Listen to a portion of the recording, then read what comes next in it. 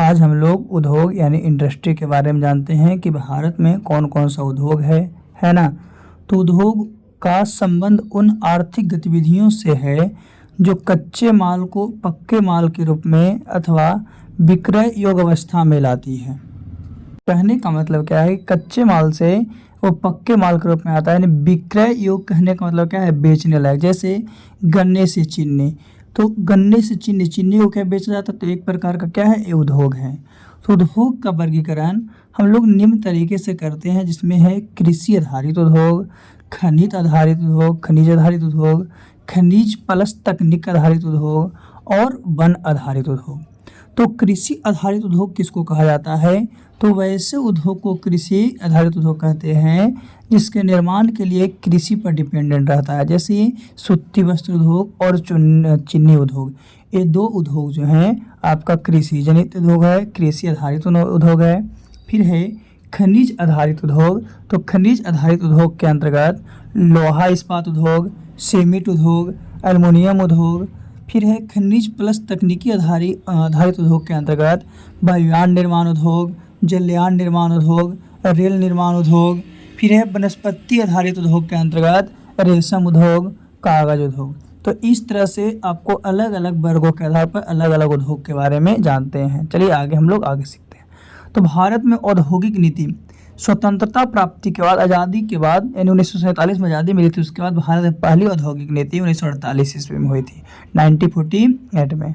और दूसरा जो है आपका औद्योगिक नीति भारत में जो है 1956 में हुई थी, कितना, 1956 में। और तीसरा जो है उद्योग धंधा हुआ था आधुनिक एवं नई औद्योगिक नीति, वो 1991 में, कितना, 1991 में हुआ था। उसे 3 वर्गों में बांटा गया था, है ना। एक उदारीकरण, दूसरा निजीकरण और तीसरा वैश्वीकरण। तीसरा क्या है, वैश्वीकरण, है ना।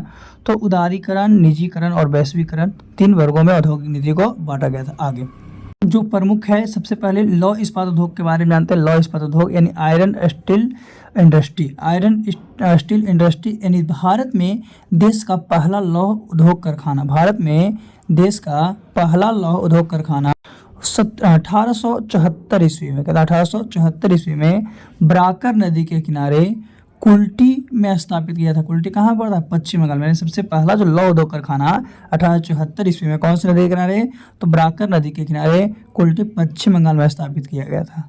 बाद में फंड के अभाव में, फंड नहीं मिला, उसके अभाव में यह कंपनी बंद हो गई और बंगाल सरकार ने इसका अधिग्रहण कर लिया। इसके बाद इसका नाम बदलकर ब्राकर आयरन वर्क्स कर दिया गया, है ना। तो 1874 स्वतंत्रता की पूर्व की कहानी है ना, स्वतंत्रता की पूर्व की कहानी। तो स्वतंत्रता के पूर्व जो है स्थापित लौह इस्पात कारखाना पहले 1874 में बताया गया था, लेकिन बंद हो गया। तो बड़े पैमाने पर देश का पहला कारखाना 1907 ईस्वी में जमशेद जी टाटा द्वारा झारखंड के साक्ची नामक स्थान पर स्थापित किया गया। एक अक्सर क्वेश्चन पूछता है कि जमशेद जी टाटा आयरन कंपनी जो है उसकी स्थापना कौन, तो जमशेद जी ने किया 1907 ईस्वी में, कहा गया झारखंड के साक्ची नामक स्थान पर किया गया था। बड़े पैमाने पर देश में पहला जो कारखाना था वो, जिसको हम लोग TISCO, Tata iron and steel company, TISCO। उसके बाद IISCO, India iron steel company, इसकी स्थापना 1918 ईस्वी में, कितना, 1918 ईस्वी में पश्चिम बंगाल के हीरापुर नामक स्थान पर, पश्चिम बंगाल कौन से, हीरापुर नामक स्थान पर की गई थी। और बाद में कुल्टी, हीरापुर, वर्णपुर इस संयंत्रों को भी इसी में मिला दिया गया। और बाद में पहले तो स्थापना किया गया, फिर बाद में कुल्टी था, हीरापुर था और वर्णपुर स्थित जितने भी संयंत्र थे, मशीन थे, इस सभी को क्या किया कि इसी में मिला दिया। किसमें, IISCO में, यानी इंडियन आयरन स्टील कंपनी में। आगे लौह इस्पात उद्योग स्वतंत्रता के बाद स्थापित लौह इस्पात कारखाना, तो सबसे पहले भिलाई लौह इस्पात उद्योग खोला गया था 1955 में, स्वतंत्रता के बाद। फिर छत्तीसगढ़ में, है ना। फिर दुर्गापुर लौह इस्पात उद्योग खोला गया था 1956 में, पश्चिम बंगाल में। और फिर राउरकेला लौह इस्पात उद्योग 1959 ईस्वी में उड़ीसा में खोला गया था। तो ये तीनों जो उद्योग खोला गया था द्वितीय पंचवर्षीय योजना में खोला गया था। कौन सा, द्वितीय पंचवर्षीय योजना में खोला गया था। और जो भिलाई लौह इस्पात उद्योग था वो सोवियत संघ के सहायता से, रूस की सहायता से खोला गया था। दुर्गापुर लौह इस्पात उद्योग था वो आपको पश्चिम बंगाल में खुला था 1956 में, जो कि ब्रिटेन के सहयोग से खुला था। और राउरकेला लौह इस्पात उद्योग है 1959 में उड़ीसा में जर्मनी के क्या है कि जर्मनी की मदद से खुला था, जर्मनी के देश से का जो हेल्प हुआ था उसके मतलब कि जर्मनी के अथी से खुला था। फिर तीसरी पंचवर्षीय योजना में एक और खुला था, वो है बोकारो स्टील प्लांट 1964 में। बोकारो स्टील प्लांट कितना में 1964 में झारखंड में सोवियत संघ के सहायता से खुला था। सलेम स्टील का प्लांट कहाँ में, तमिलनाडु में खुला। सलेम स्टील प्लांट जो था तमिलनाडु में खुला। और विशाखापट्टनम स्टील प्लांट जो था आंध्र प्रदेश में। विशाखापट्टनम स्टील प्लांट कहाँ में, आंध्र प्रदेश में खुला। तो भारत का पहला तटवर्तीय इस्पात कारखाना विशाखापट्टनम में, तटीय यानी तट के तटवर्तीय इस्पात कारखाना विशाखापट्टनम में। पूछता है कि भारत में पहली तटवर्ती योजना तो विशाखापट्टनम में लगाया गया था। चलिए इसके बाद हम लोग सूती वस्त्र उद्योग के बारे में जानते हैं। सूती वस्त्र उद्योग क्या है? तो सूती वस्त्र उद्योग जिसको कॉटन टेक्सटाइल इंडस्ट्री कहते हैं, आधुनिक ढंग से सूती वस्त्र की पहली मिल की स्थापना 1818 ईस्वी में। कितना में, 1818 ईस्वी में सबसे पहले सूती क्वेश्चन अक्सर पूछता है कि सूती वस्त्र की पहली मिल की स्थापना 1818 में कहाँ में, कोलकाता में, है ना। कोलकाता के समय पे एक जगह है जिसका नाम था फोर्ट ग्लोस्टर, उसी में किया गया था, लेकिन ये सफल नहीं रहा। 1818 ईस्वी में तो सबसे पहले किया गया था लेकिन सफल नहीं रहा। वही पहला सफल आधुनिक सूती कारखाना 1854 ईस्वी में मुंबई में कवासनी डावर द्वारा खोला गया। किसने, कवासनी डावर द्वारा खोला गया। कौन सफल जो था वो, कौन, सूती वस्त्र उद्योग, है ना। तो मुंबई को भारत की सूती वस्त्रों की राजधानी के उपनाम से जाना, मुंबई जो है, मुंबई शहर को भारत की सूती वस्त्रों की राजधानी के उपनाम से जाना जाता है। क्यों, क्योंकि सबसे ज़्यादा तो यहीं पे है। कानपुर को उत्तर भारत का मैनचेस्टर कहा जाता है। किसको, कानपुर को उत्तर भारत का मैनचेस्टर कहा जाता है। कोयम्बटूर को दक्षिण भारत का मैनचेस्टर कहा जाता है। कोयम्बटूर जो है जगह, उसको दक्षिण भारत का मैनचेस्टर कहा जाता है। और अहमदाबाद को, किसको, अहमदाबाद को भारत का बोस्टन कहा जाता है। अहमदाबाद को किसका, भारत का बोस्टन। तो याद रखना है, मुंबई को भारत के सूती वस्त्रों की राजधानी, है ना, और कानपुर को उत्तर भारत का मैनचेस्टर, कोयम्बटूर को दक्षिण भारत का मैनचेस्टर, अहमदाबाद को भारत का बोस्टन कहा गया, है ना। फिर सफल आधुनिक सूती कारखाना 1854 ईस्वी में मुंबई में खोला गया था। ऐसे खोला क्या गया था पहली मिल 1818 ईस्वी में, लेकिन ये क्या रहा था, सफल नहीं रहा था, ये आपका असफल था। तो ये है सूती वस्त्र उद्योग, कॉटन टेक्सटाइल इंडस्ट्री, है ना। इसके बाद हम लोग आगे उद्योग के बारे में जानते हैं। और कौन सा उद्योग मेन है, तो जूट उद्योग। जूट उद्योग जो है ना, जूट इंडस्ट्री यानी सोने का रेशा के नाम से मशहूर जूट के रेशे से, मशहूर जो जूट का रेशा है उससे सामानों का निर्माण करने में भारत का विश्व में प्रथम स्थान है। जो मशहूर जूट के रेशों से सामान का निर्माण किया जाता है ना, सोने का रेशा यानी गोल्डन फाइबर, है ना, उसमें भारत जो है उसका पूरे वर्ल्ड में पहला स्थान है। और इसका पहला कारखाना कोलकाता के समीप रिसरा नामक स्थान पर किया गया था। इसका पहला कहाँ, कोलकाता के समीप नज़दीक में रिसरा नामक स्थान पर 1855 ईस्वी में किया गया था। यानी कि जूट का सबसे पहला उद्योग का 1855 में लगाया गया था। पहला पटसन उद्योग कोलकाता के निकट सिरसा में 1855 में लगाया गया था। वही 1947 में देश के विभाजन के बाद क्या हुआ कि पटसन जो था, पटसन मिले तो भारत में रह गई केवल 3/4 जूट उत्पादक क्षेत्र, और पूर्वी पाकिस्तान अर्थात बांग्लादेश में चला गया। जो पूर्वी पाकिस्तान और कहाँ में, बांग्लादेश में।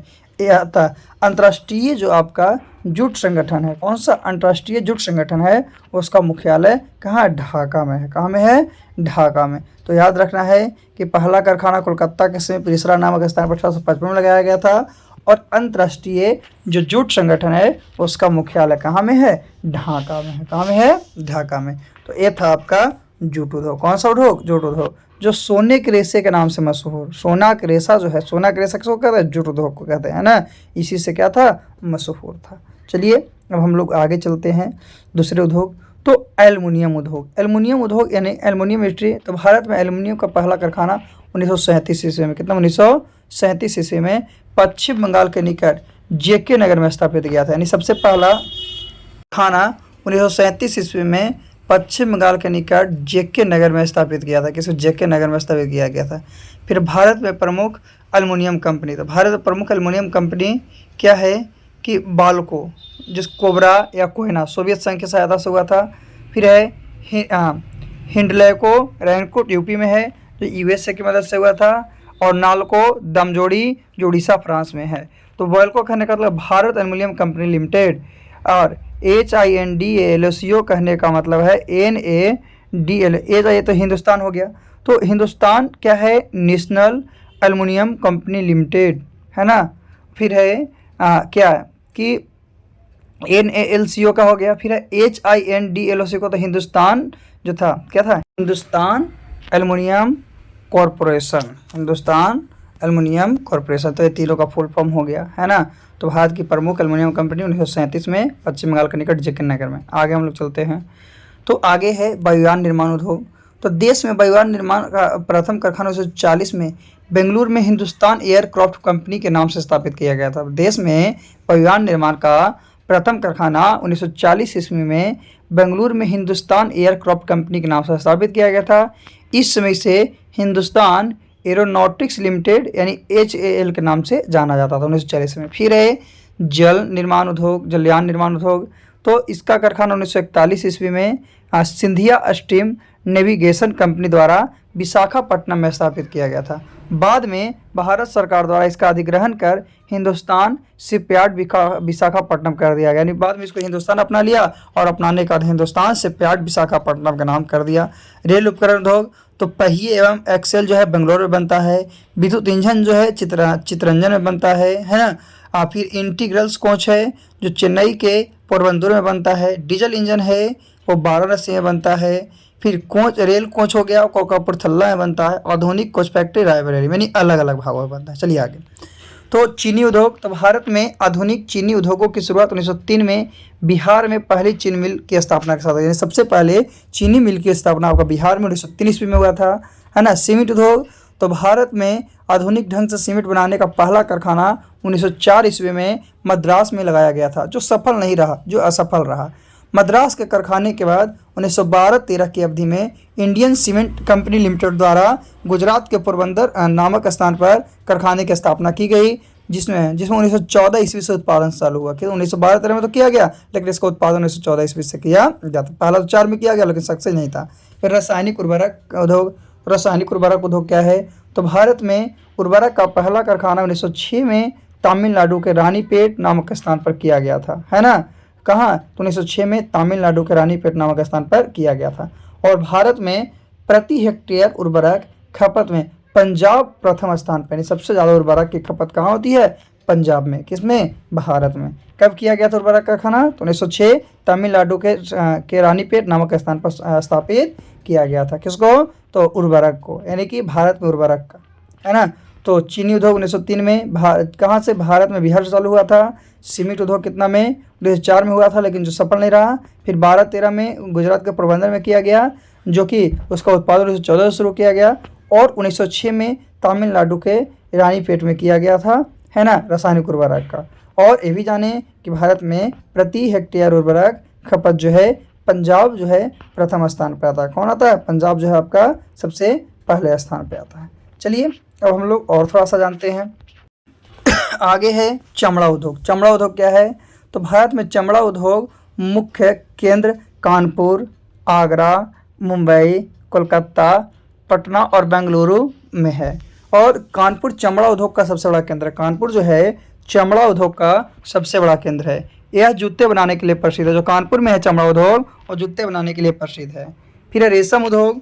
तो भारत चीन के बाद, किसके बाद? भारत जो है चीन के बाद प्राकृतिक रेशम का दूसरा सबसे बड़ा उत्पादक राज्य है। चीन के बाद क्या है? दूसरा में भारत आता है। और प्राकृतिक रेशम के सभी 4 किस्मों का उत्पादन करने वाला एकमात्र देश है। सहतूती, एरी, तसर को मूंगा, सभी 4 किस्मों की रेशम का उत्पादन करता है। कौन? सहतूती, एरी, तसर और मूंगा, ये 4 किस्म का उत्पादन रेशम करता है। कौन? भारत करता है। कर्नाटक जो है आपका क्या है? देश का 41% से भी अधिक कच्चा रेशम उत्पादन करता है। जो कर्नाटका देश है, कर्नाटका देश 41% अधिक कच्चा रेशम उत्पादन करता है ना। तो ये है आपका आज की क्या है कहानी, जो कि हम लोग बहुत से उद्योग के बारे में जाने, जो कि आपके एग्ज़ाम के लिए ज़रूरी है। एग्ज़ाम के दृष्टिकोण से क्या है? बहुत ज़्यादा ज़रूरी है। ऐसा नहीं कि एग्ज़ाम के दृष्टिकोण से ज़रूरी नहीं है। ये करीब करीब ये सब क्वेश्चन आपको पूछते रहता है। तो आप लोग जो भी हैं अच्छे से वीडियो को देखिएगा, ठीक है। उसके बाद आप लोग अपने दिमाग में याद रखिएगा। अगर एक बार में नहीं समझ आता है, 2 बार में, 3 बार में, जितना बार में हो सके उसको करना है। और करने के बाद हम लोग को क्या करना है? कुछ सीखना। चलिए आज के लिए इतना ही काफ़ी। फिर से हम लोग मिलते हैं अगले वीडियो में। अगले वीडियो में फिर से पुनः मिलते हैं।